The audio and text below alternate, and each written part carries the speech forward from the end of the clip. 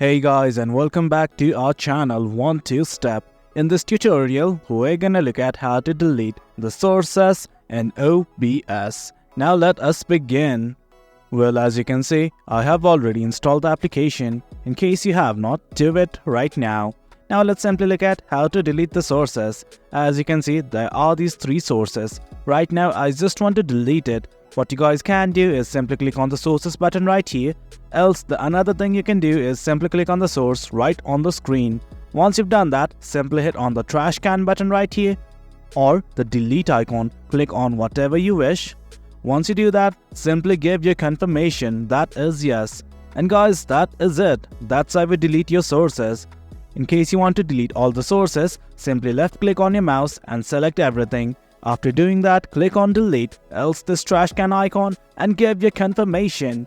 And guys, that is it. That's how we delete your sources in OBS. Hope you guys found this video informative, and for more content like this, do remember to hit like, share and subscribe. Your support fuels us. Until next time, thank you.